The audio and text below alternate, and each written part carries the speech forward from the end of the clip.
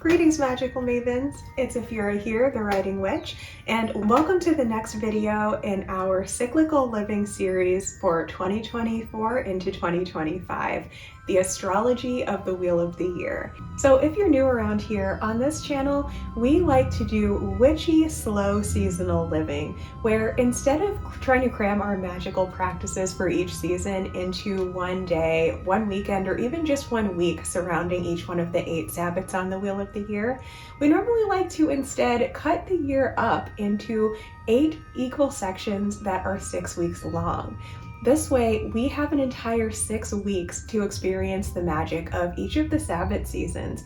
This allows us to actually slow down and really tune into our own cycles and the cycles of the universe to experience more fulfillment in our everyday lives. So for the past several years, we have been doing just that, focusing on those 8 sections of the year to explore the magic of the plant, tend, harvest, compost cycle that everything in the universe, including us, cycles through. But this year, to even deepen our practice a bit more, we are zooming in even tighter into that plant, tend, harvest, compost cycle of the year. And instead of splitting it up into 8 sections, we are splitting the year up into 12 sections, the astrological wheel of the year. So without further ado, let's go ahead and dive into the energy of Virgo season.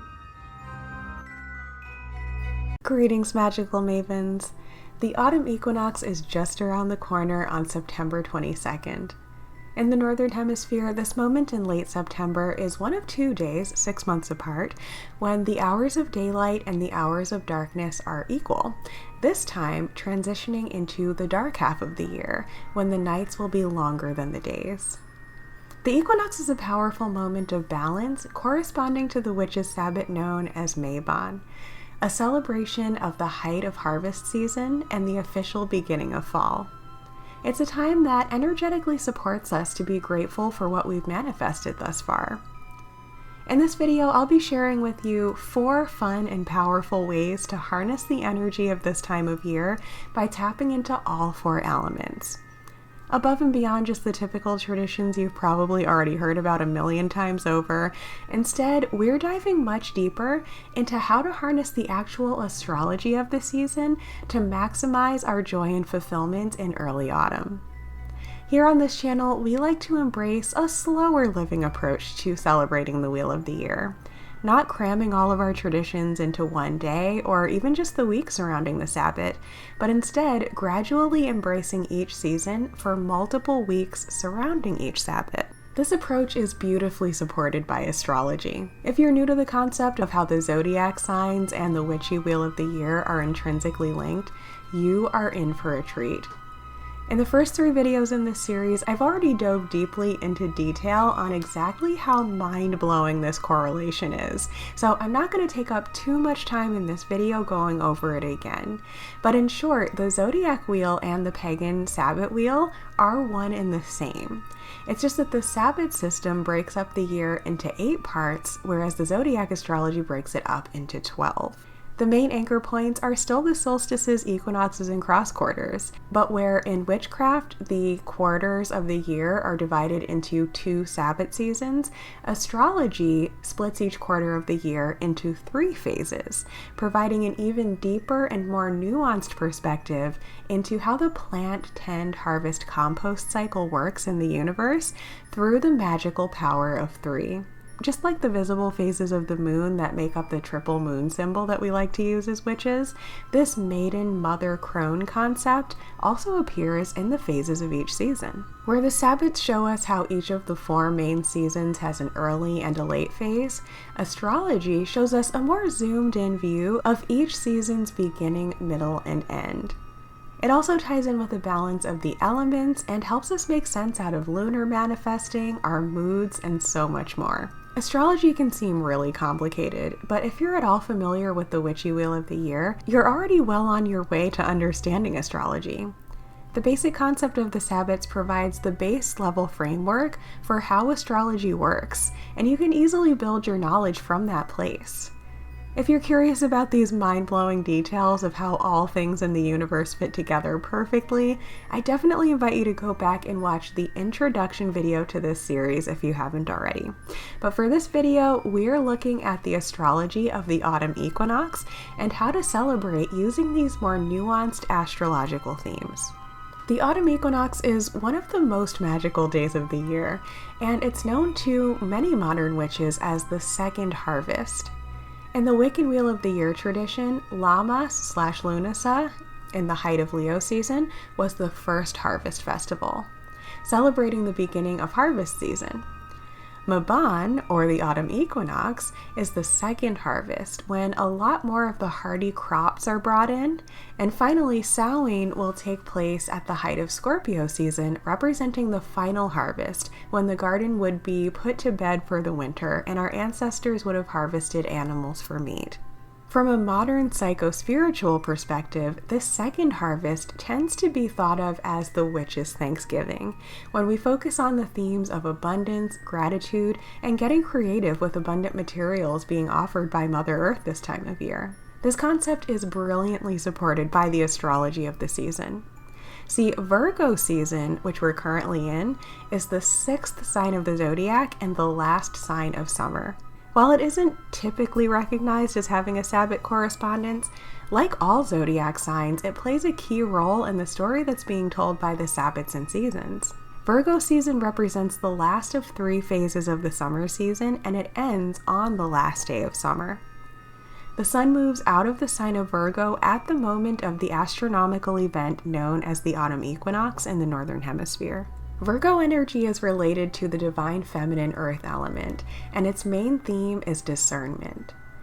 It also deals with themes of sustainability, joy in meaningful work, and seeing things through from sowing to harvest. The archetype of Virgo is the priestess aspect of our personality, and this time of year invites us to be detail-oriented, having discernment between what is and isn't healthy and worthwhile for ourselves and for the planet. This period between about August 22nd and September 22nd is a great time to take what we've learned so far this year and rebalance it so we're working smarter rather than harder going forward, which is another aspect of sustainability. In astrology, a sign is associated with the beginning, middle, and end of each of the 4 main seasons of the year. So Cancer season, back at the summer solstice, was the cardinal or first sign of summer. Then Lammas/Lunasa landed in the middle of Leo season, which was the fixed sign of summer, aka the middle, height, and epitome of summer.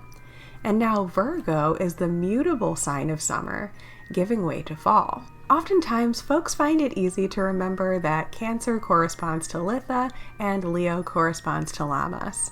But mutable signs like Virgo often get overlooked in the generalized correspondence of the sabbats and zodiacs, but it provides so much wisdom when we slow down and tap into it. Cardinal and fixed signs are the ones that are easier to remember when it comes to their sabbat correspondence.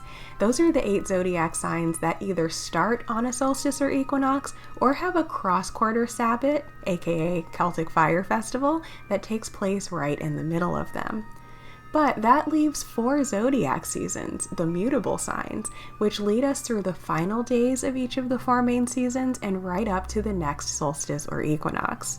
So for those of us in this community who like to celebrate the 6 weeks or so surrounding each sabbat, Virgo is essentially the time when we start shifting out of summer mode and begin to gradually adapt into the autumn phase.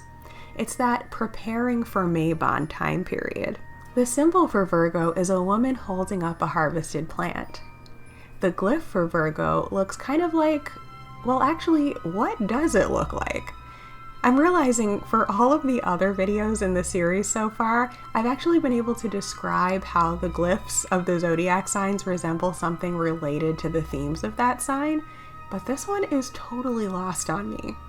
If you have whatever deep esoteric and symbolic knowledge informs the glyph for Virgo, please share in the comments. Thank you. The ruling planet for Virgo is Mercury, the luminary named for the god of cleverness in the ancient Greco-Roman pantheon and the god of alchemy. Named Hermes by the Greeks and Mercury by the Romans, he ruled over themes such as communication, travel, commerce, and cunning. As the messenger of the gods, he was known for his swiftness and agility, symbolizing quick thinking and adaptability. Additionally, Mercury/Hermes was revered as a guide for souls to the afterlife, emphasizing his role in transitions and transformations. His multifaceted nature reflects the complexity of human experiences and the importance of embracing change and adaptability in our lives. The key phrase for Virgo is "I analyze," and it represents the priestess archetype, someone who has a foot in the magical realm and a foot in the mundane realm, helping to normalize ritual and magic to help bring it down to earth for the everyday person. Just like every sabbat has its opposite on the wheel of the year, so too does every zodiac.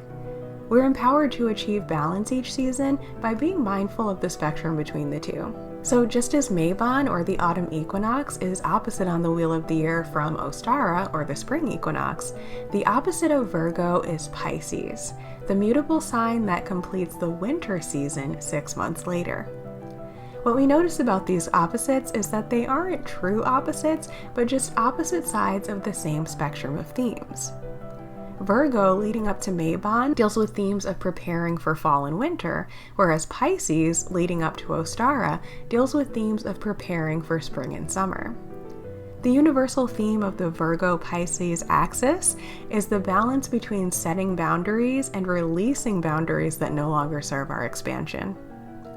Virgo uses discernment and discrimination to decide how to act with precision, while Pisces is more about letting go of control and going with the flow. One of the interesting things to notice about Virgo is that it's one of only a few zodiac signs that's said to be ruled by the same planet as another sign. In the case of Virgo, it shares its ruler, Mercury, with Gemini, another mutable sign, but the one that's associated with the air element. Unlike Virgo with its sense of deep analysis, Gemini is kind of an all-over-the-place energy. It's literally mercurial and hard to pin down and define, whereas the Virgo expression of Mercury is its more practical, analytical side, further emphasizing how Mercury's energy can be multiple things at once. In a sense, Virgo is like a combination of the elements earth and air. In our lives, as in nature, it's always important to maintain a sense of balance, and the Wheel of the Year demonstrates for us that balance comes in many forms. There's a time and place for everything. It isn't always about a perfect state of neutral moderation. Virgo season is an example of a time when the scales are tipped towards practical decision-making and a time for being grateful for what's present, while also getting clear on goals and boundaries and creating systems and structures that will benefit us even more in the long run. But at the same time, balance is there when we look closely at the seasonal cycles at play. This is often exhibited in our witchy traditions as we celebrate the Wheel of the Year. For example, in my practice as a domestic witch and a green witch, the end of summer is a time when I'm assessing how my gardening and foraging adventures have gone so far this year, and using what I've learned to increase my potential harvest for both the remainder of this year's harvest season, as well as thinking forward to the next growing season. But as every gardener or forager knows, there is no way to be in complete control of every aspect of these kinds of ventures. Nature is both predictable with its seasons and cycles, and unpredictable in what exactly will actually happen from one year to the next. So it's just as important to embrace some of that Pisces energy of being open to things not going 100% according to plan. The Pisces-Virgo axis reminds us that we have to be both grateful for and accepting of what we have, and be wise with our resources so that we can increase our abundance in the future, in turn making it easier to feel in flow later on. For no matter what the season, we can't have one side of the coin without the other. And interestingly enough, the actual astrology of each zodiac season supports this concept of balance. For every Virgo season contains within it a full moon in the opposite sign of Pisces. You see, when the sun is in any sign, the full moon has to take place in the opposite sign, because the full moon is a type of transit known as an opposition, meaning that the sun and moon are on opposite sides of the solar system, which is why we're able to see the reflection of the sun's light illuminating the entire face of the moon.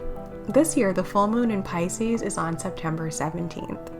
These are just the kinds of things in my witchy practice that get me really excited to nerd out over the wonder of the universe. By celebrating both the solar sabbat and embracing its opposite by celebrating the full moon, we're able to accept the universe's gift of perfect balance. And as if that wasn't mind-blowing enough, there's more. There's also a way to tune into balancing all 4 elements within this astrological approach to seasonal living. Just like the sun cycles through all 12 signs, leading it to also cycle through each of the 4 elements 3 times per year, the moon actually does the exact same thing, only on a monthly basis instead of yearly. During each moon cycle, the moon spends a couple of days in each of the 12 signs. And when we take note of the 4 main phases of the lunar cycle, that being the new moon, first quarter moon, full moon, and last quarter, we get a perfect dose of all 4 elements. Surrounding this Virgo season, we have the last quarter waning moon in Gemini, the mutable sign of the masculine air element. Then the new moon in the sign of Virgo, the mutable sign of the feminine earth element.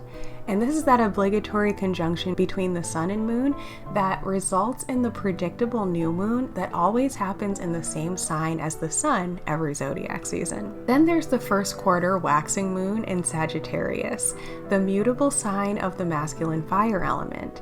And finally, there's the full moon in Pisces, the mutable sign of the feminine water element. This is the opposition between the sun and moon that results in the full moon being in the opposite sign from what the sun is in each zodiac season. So notice that I pointed out how all 4 of these main moon phases are taking place in mutable signs, which reinforce their overarching theme of Virgo season being a time of transition. And notice how we can tune into the elements and their alternating masculine and feminine affinities to be both exerting energy efficiently and being open to receive the benefits of doing so. From there, we'll shift out of this chapter of mutable energy and into a new pattern relating to the cardinal signs of the zodiac in time for Libra season in late September. Now, I'm not gonna lie, I really wasn't consistent with lunar astrology until recent years, because in our busy lives, this practice of paying attention to not just the moon phase, but also its sign, can seem really overwhelming or easy to lose track of unless you have an understanding of how it works, and/or putting a system in place to help you keep up with it in a relevant and sustainable practice. This idea of keeping up with both the moon phases and signs used to really confuse and overwhelm me until I learned how to look at it from this cyclical living perspective.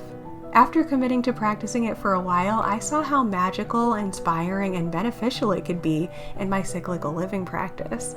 And that's why I've now front-loaded the work of researching the dates of the phases and signs and creating prompts and notifications that not only remind us of when they are, but also provide a super simple template for learning the patterns and embodying the themes consistently. I've designed journal prompt pages and pre-scheduled posts in the Writing Witch Coven on Patreon to remind us of when the moon phases are, what sign they're in, and what questions to ask ourselves each week to naturally embrace their energies in practical, empowering ways. So now we don't have to just say, it's the new moon, so I'm setting intentions. We can instead say, it's the full moon in Pisces, so I'm setting intentions related to going with the flow, dreaming, and being open-minded.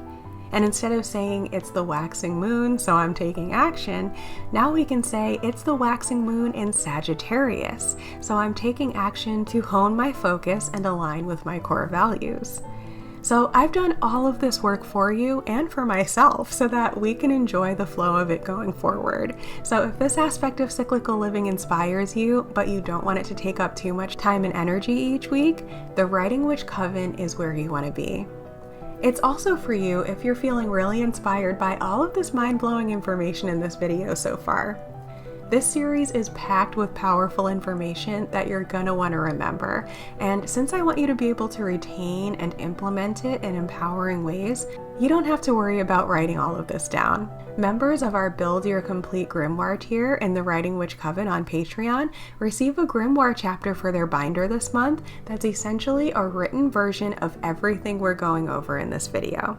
But regardless of which tier you decide to join, all Coven members get support to stay consistent in our cyclical witchy lifestyle by tuning into a few journal prompts per week that keep us in tune with the sabbat seasons, zodiac wheel, and moon signs, all of which work together to guide our well-balanced practice. Each member receives my beautifully designed grimoire pages, as well as notifications when it's an important astrological phase or seasonal checkpoint, so you never have to feel like you're falling out of tune with the cycles of nature. Depending on which tier you decide to join, you'll get access to lunar astrology prompts only, or you can upgrade to join us for our yearly seasonal living challenge, where we journal and set intentions on the themes of the 8 sabbats in the 6 weeks surrounding each checkpoint on the wheel of the year. Or upgrade to the top tier, which gets all of the above, plus a handmade Book of Shadows binder from me, and a whole new set of themed information and prompt pages each month, which in 2024 include a beautiful written transcript of the most important points from each of these zodiac videos. Okay, so before diving into our slow living ideas on how to celebrate the week surrounding Mabon, it's important to also take a look at Libra season, which takes place in the weeks immediately following the autumn equinox and encompassing what we in our slow living practice consider the autumn equinox season. So Libra is the 7th sign of the zodiac, and it's the first official sign of the autumn season. From a seasonal living perspective, the moment the sun moves into the sign of Libra is the astronomical autumn equinox in the northern hemisphere, and it's the spring equinox in the southern hemisphere. So while many of us in the witchy and pagan community tend to choose a day on the Gregorian calendar to celebrate Mabon each year, or Ostara if you're down under, the modern calendar and the astrological calendar don't always match up perfectly, so the actual date of this occurrence can vary slightly from year to year. For example, I tend to think of Mabon as taking place between September 20th and September 22nd, but actually the sun moves into Libra this year, September 22nd at about 8:44 a.m. Eastern Standard Time. Some practitioners like to be hyper aware of the exact dates and times of the astrology each unique year as they're planning their observances, celebrations, and rituals. And while I find that idea really cool, in my practice, I'm far more concerned with a slow living / seasonal living approach to the witchy path, more so than exact dates. So while I do find it to be important to be aware of when the sun changes signs, rather than worrying too much about that, I prefer to flow through the shift more fluidly as I gradually embody the themes of each season.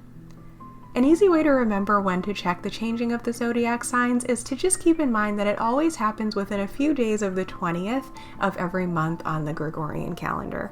Libra energy is related to the divine masculine air element, and its main themes are balance and harmony.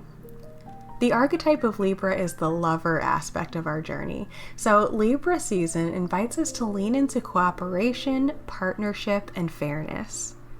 This period between about September 22nd and about October 22nd is a great time to set intentions related to collaboration, teamwork, balance, justice, idealism, and relationships of all kinds. Libra's alchemical element is air, so the element of thoughts, ideas, mindset, clarity, mental health, decision-making, communication, telecommunication, and ingenuity. Libra's quality or modality is cardinal, the modality related to kickstarting a new season. In the case of Libra, it's the start of the autumn season in the northern hemisphere and the start of the spring season in the southern hemisphere. On the wheel of the year, Mabon is often represented as a time of sharing of our abundance with others and to focus on balance in nature and to rebalance areas of our lives that need to shift for the seasons or chapters of life that are to come. The symbol for Libra is the scales, a symbol for balance, fairness, and justice. In fact, it's commonplace even in this secular society for people who work in the industry of law and order to decorate their institutions with symbolic sets of scales, or even the archetypal allegory of Libra, a woman dressed in the ancient pagan style, blindfolded and holding up the scales of justice. The ruling planet is Venus, the luminary named for one of the most iconic archetypes in the ancient Greco-Roman pantheon. Named Aphrodite by the Greeks and Venus by the Romans, she was the goddess of fertility, love, beauty, relationships, and value.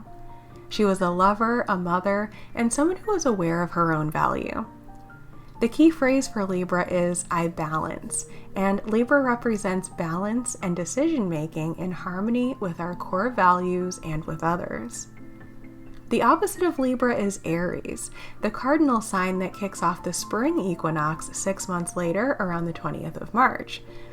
But we know that these opposites aren't really true opposites, but just different sides of the same spectrum of themes. So Libra/Mabon deals with themes of relating to others, whereas Aries/Ostara deals with themes of focusing on the self, which in turn has the potential to make us better friends, lovers, and collaborators when we know what our own wants, needs, and values are. The universal theme of the Libra-Aries axis is the balance of doing what's right for you versus what's right for the people, animals, places, and things that we're in relationship with. And while we're on the subject of spectrums, I think it's important to address the hemispheres as they apply to the Wheel of the Year and the Zodiac Wheel.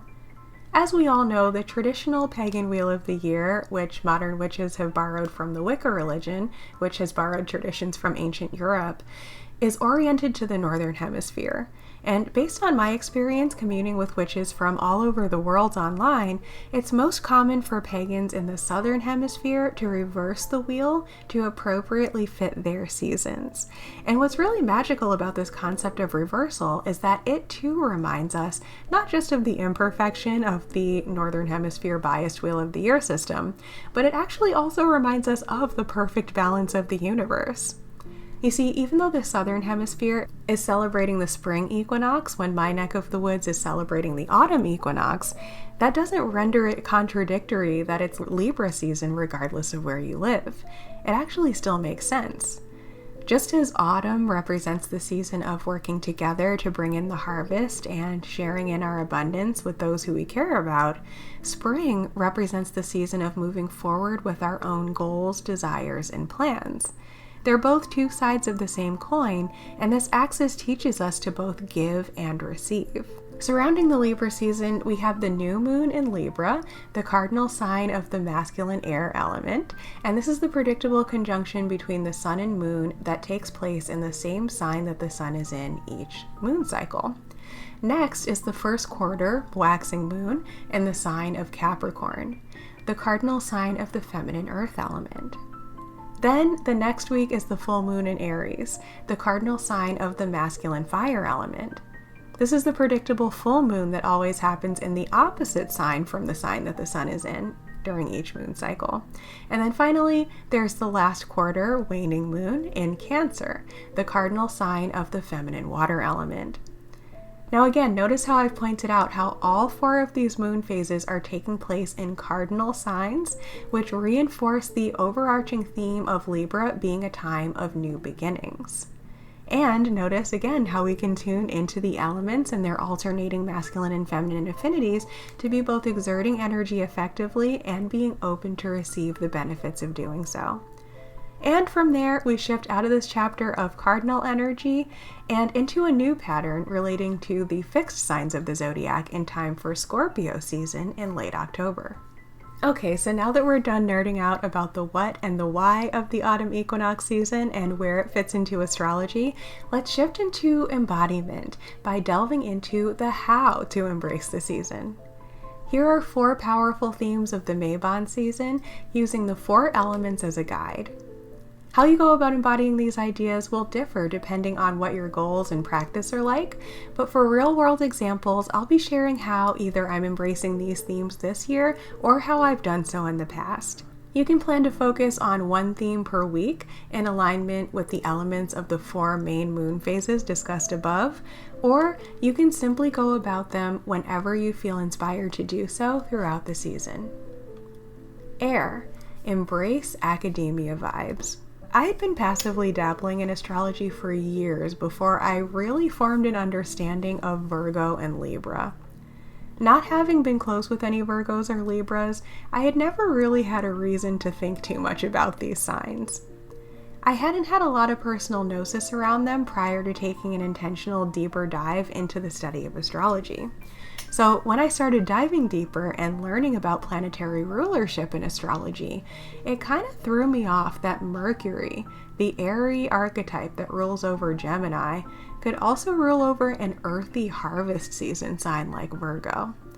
At first glance, I just couldn't see how it made sense. But after getting to know more about Virgo, I was reminded of the concept that Mercury was also said to be a psychopomp, forming a bridge between the mundane world and the spirit realm, and that some astrologers label Virgo as the priestess archetype, someone who essentially translates between the spiritual world and everyday life. It also clicked a bit more for me when I was able to see how the Virgo trait of analysis could represent a combination sort of earth and air, merging the masculine with the feminine in a way, and using the mind to sort through and better understand the physical world around us.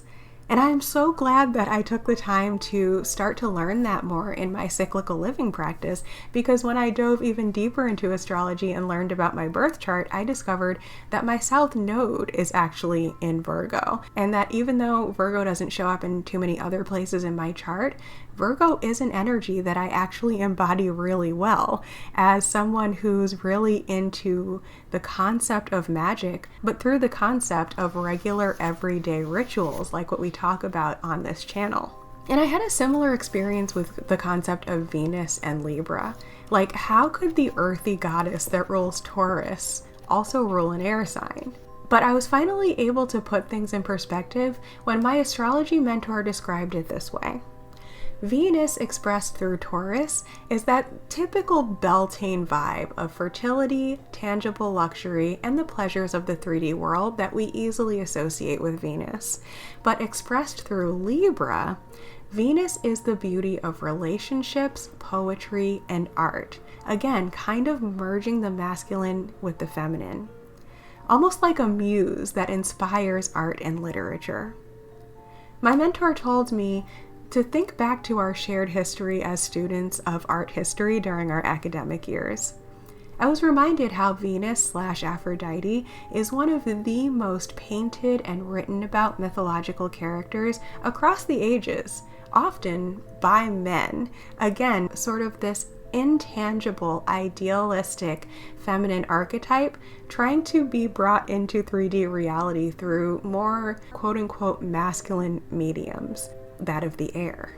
Countless artists and poets have been inspired by the idea of her and attempted to bring the concept of her beauty into our world through various mediums of expression.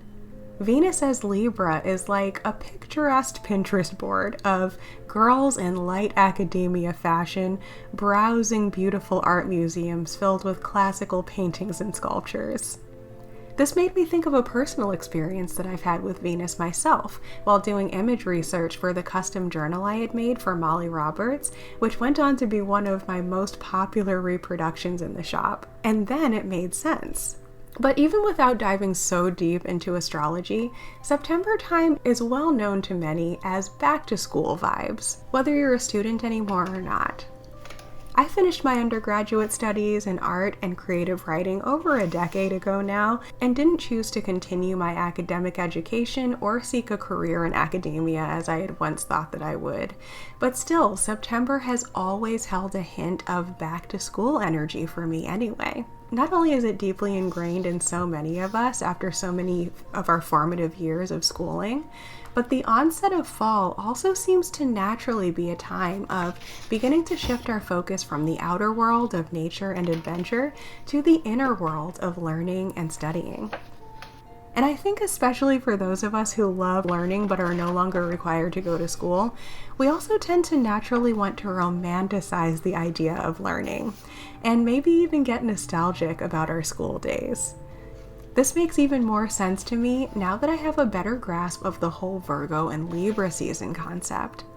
So my invitation for you for embracing the air element this Mabon season is to explore whatever aspects of learning and studying seem to inspire you most. This can look totally different for each of us depending on what we're into, but feel free to simply enjoy learning, romanticize learning and studying anything that calls to you. And this doesn't just include reading and traditional research. If you're an artist, keep in mind that doing an artistic rendering of something that you see is also considered to be a form of study. And yes, for my fashionistas out there, fashion is art. So if all you want to do to embrace academia vibes this season is put on a cute schoolgirl inspired outfit and visit a museum, that is entirely allowed. In fact, I think the fun-loving Aphrodite would approve. Earth, have a harvest feast. If, like me, you love food, then having a seasonal feast is easily generic advice for every celebration on the wheel of the year. But if, also like me, you're sometimes too busy to really go to town in the kitchen for every witchy holiday, I feel the Witches' Thanksgiving is a good time to really carve out space in your schedule to go all in on the feast idea. For example, I like to cook a ton during the Yuletide season, trying traditional and historical recipes of the winter season. But for February's Eve and Ostara, I'll likely only make 1 or 2 special seasonal dishes during those seasons, like I tried making hot cross buns for the first time this year. But by the time May's Eve and the summer solstice roll around, the weather is heating up, gardening and foraging are getting into full swing, and I'm a lot less likely to find myself doing a lot of cooking in a hot kitchen. Those are the holidays when I'm more likely to just be concocting drinkable potions like May wine and solstice mead. Now at August Eve, I'm willing to crank the AC and turn on the oven to bake bread to adequately worship the carb gods for the grain harvest. But that's about it. Once the autumn equinox arrives though, I'm ready to start shifting back into those cozy fall vibes and my kitchen witch tendencies come back out to play. Mabon, often referred to as the Witches' Thanksgiving, holds a special place in the hearts of many in its connection to abundance and gratitude during the autumn harvest season. As the second of the 3 harvest festivals, Mabon symbolizes a time of plenty for our agrarian ancestors, marking the culmination of hard work in the fields throughout the year. This festival not only invites us to celebrate with fun and festive recipes, but also encourages us to embrace the principles of seasonal eating for both personal well-being and environmental sustainability. By taking the opportunity to delve into the bountiful produce available during this time of year, we can not only reconnect with the rhythms of nature, but also nourish our bodies with fresh, locally sourced ingredients that support both our health and the health of the planet. Embracing the spirit of Mabon also allows us to appreciate the gifts of the harvest season while fostering a deeper connection to the food we eat and the earth that provides it. Whether you've been eagerly planning to delve into the wonderful world of seasonal eating for the entire upcoming year, or if you simply fancy testing the waters with some cozy fall recipes, the autumn equinox and the Virgo season leading up to it presents the perfect opportunity. As we previously mentioned, the symbol for Virgo is that of a woman holding a sheaf of harvested grain, symbolizing the abundance of the harvest season. This is a great time to cultivate gratitude for the beauty and richness of fall, while also extending that attitude of gratitude to all aspects of life. As believers in the power of manifestation, we understand that gratitude is the magic ingredient that turbocharges our intentions and brings our desires into life. So if your gratitude routine has been a bit neglected, or if you're ready to give it a fresh spin in line with your current aspirations, this season serves as a gentle nudge to make those practices a priority, even if it means just revisiting and reinventing them just once a year during this time. Fire. Craft something with the natural materials of the season. Expanding on the topic we briefly discussed earlier, the Neo-Celtic interpretation of the autumn equinox is centered around the veneration of the god Mabon, who is revered as a deity associated with the forge and the symbolic flames of creativity. During this time of year, Mother Earth generously bestows her bountiful gifts in the form of various natural materials adorning the landscape, like colorful foliage, ripened fruits, and other natural treasures. As the earth starts shedding its treasures in the form of leaves and other natural goodies, we're encouraged to embrace our inner creativity and dive into projects that ignite our imagination. This presents an ideal opportunity to connect with our innate inventive spirit, embodying the spirit of creativity and craftsmanship. Embrace the artistic spirit within you this autumn season, regardless of whether you label yourself as an artist. The fall months present a splendid opportunity to explore your creativity through a myriad of arts and crafts projects suitable for various skill levels. Delve into the cozy world of DIY by crafting your own beautiful wreaths, bouquets, and garlands, using a delightful assortment of autumn elements such as colorful leaves, rustic nuts, and vibrant fruits. Alternately, why not experiment with classic techniques like crocheting and sewing if you haven't tried those things already? Whether you're a seasoned crafter or a beginner, this time of year invites you to immerse yourself in your favorite crafts or even venture into new projects that have piqued your interest. Let the autumnal muse inspire you and unleash your artistic potential through the wonders of handmade creations. Water. Try your hand at pickling, fermenting, and canning. Fall is the season most synonymous with the traditional skill of food preservation. While there's a multitude of different preserving techniques using all four elements, preserving food in water is one of the most appetizing, and as witches, there's something so satisfying about actually putting our obsessive collection of glass jars to good use. 3 of my favorite methods of preserving food by submerging it in liquid are pickling, fermenting, and canning. If you've never tried any of these before, rest assured they are quite simple and accessible even for beginner kitchen witches. Pickling is perhaps the most straightforward. This is where you simply pack a jar with raw or blanched vegetables and pour a hot mixture of water, vinegar, and your choice of spices over it. Close the jar and let it cool to room temperature overnight. You can enjoy your pickled vegetables the next day, or store it in the fridge for weeks or months, letting it marinate and get better with age. These are called refrigerator pickles, and there's basically zero risk involved with this technique. By preserving the food in a vinegar solution and keeping it in the fridge, you're essentially just super extending the fridge life of your produce and adding flavor. And if you use apple cider vinegar and medicinal spices, you're also adding some nutrition and medicine to your diet as a great side benefit. And don't be fooled by the common use of the word pickle. You can pickle just about any vegetable, not just cucumbers. And even if you're not a fan of typical dill cucumber pickles, you'd be surprised by how delicious other vegetables and other combinations of spices can be. Perfect for the autumn equinox, it just so happens that my favorite pickling spices are some of the fall spices, like cinnamon, clove, allspice, and anise stars. Pickling was the first preservation method I ever tried, and I loved that it allowed me to stash veggies for an extended period of time without having to worry about them going bad in the crisper. The vinegar prevents the bacteria that would otherwise cause it to rot, and it's a great way to save money and move closer to the goal of having a zero-waste kitchen. Chant your mantras for abundance, stability, or whatever else your intentions are over your jars, and you're essentially creating little spell jars that you can then open up later throughout the year and reap the benefits of. How magical and practical is that? Speaking of that Virgo energy of bridging the magical with the mundane. To take this to a more advanced level, there's canning. Now, there are 2 different types of canning. One type that's much more beginner friendly than the other. Pressure canning is the more advanced version, which requires special knowledge, special skills, and special equipment.